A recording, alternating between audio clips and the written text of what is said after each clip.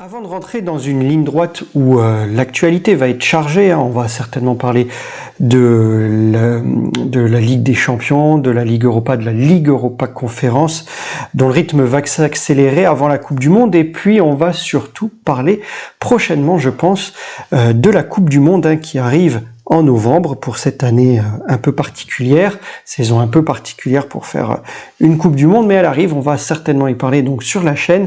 Et bien avant tout ça, on va faire une vidéo aujourd'hui un peu plus légère sur quelques questions insolites que je vais vous poser en référence évidemment à des points bien particuliers sur le football. Je vais vous laisser un peu le temps d'y répondre et puis je vous donnerai la réponse. Vous allez voir, c'est assez rigolo. Il y a vraiment des choses très insolites dans les questions que je vais vous proposer. Allez, générique.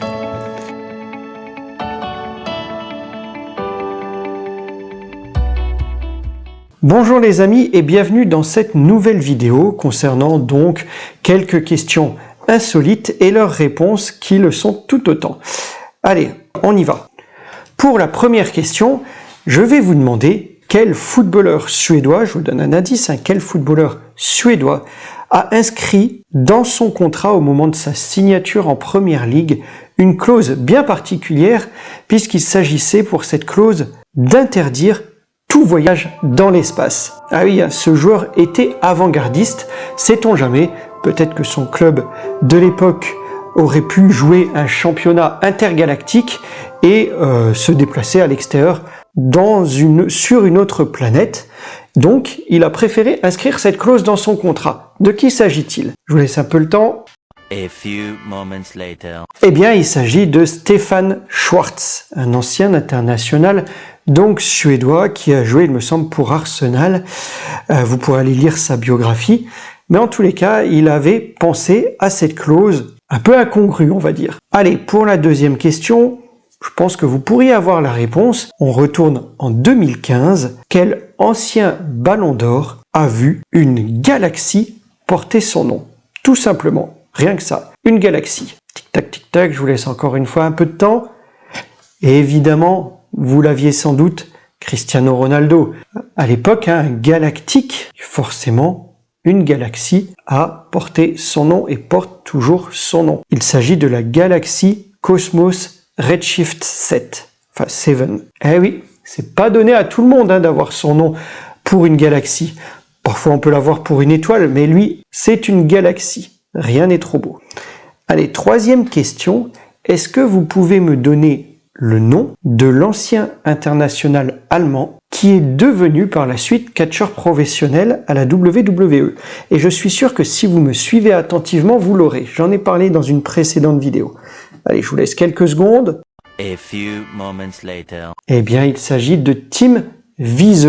Bon, il n'a pas eu une grande carrière à la WWE, mais quand même, il a su se reconvertir et changer du tout au tout.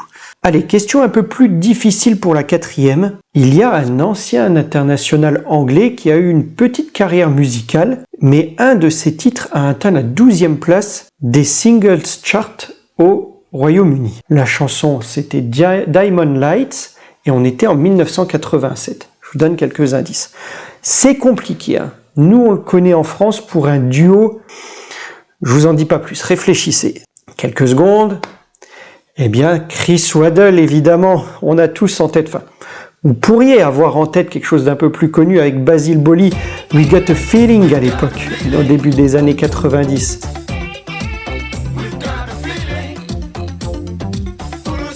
Eh bien, il a eu ce petit succès au Royaume-Uni avec Diamond Lights. Allez, savez-vous qu'un entraîneur, un coach, a participé au Rallye Dakar? C'était un ancien manager de Tottenham. Vous l'avez? Il est venu en France également, il n'y a pas longtemps, entraîner une équipe. Ça y est, vous vous rapprochez? Eh bien oui, il s'agit d'Andrés Villas-Boas. Allez, encore une question. Quelle équipe a comme surnom les fabricants de matelas? Je suis sûr que vous le savez. Je suis sûr que vous connaissez cette équipe, les fabricants de matelas. Évidemment, il faut la transposer en langue originale, en espagnol. Si je vous dis Los Colchoneros, là vous l'avez, n'est-ce pas? Ben oui, l'Atlético de Madrid, leur surnom et la traduction française, c'est donc les fabricants de matelas. Allez, je vous donne une avant-dernière question. Vous connaissez tous Elton John, star du rock anglais. Eh bien, savez-vous qu'il a été 2 fois propriétaire d'un même club? Alors, quel club anglais vous diriez? Quelques secondes. Il s'agit de Watford. Pas facile celle-là. La dernière, je l'aime bien. Les gamers, vous l'aimerez bien également. Quelle est la star que les Rangers, les Glasgow Rangers, ont essayé de recruter après qu'Alex McLeish, leur entraîneur de l'époque, l'entraîneur écossais de l'époque, ait été informé de ses qualités hors normes via le jeu de stratégie Football Manager. Ah oui les amis, vous connaissez peut-être Football Manager. En tous les cas, si vous aimez le football et si vous aimez les jeux vidéo, jouez à Football Manager. C'est un jeu de gestion sur le foot. Vous allez y jouer pendant des heures. Bon, faut pas trop avoir de vie sociale. Adieu les amis, adieu les sorties, adieu les copines, adieu la femme, adieu les enfants.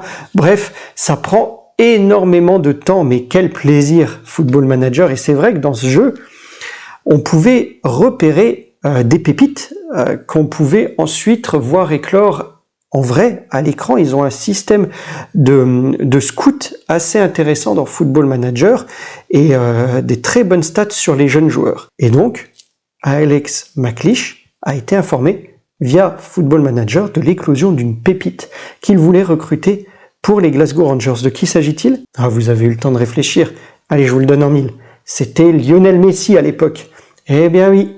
Je ne sais pas dans quelle mesure ce jeu a été utilisé à l'époque ou l'est encore dans les cellules de recrutement, mais en tous les cas, il pointait des joueurs très intéressants.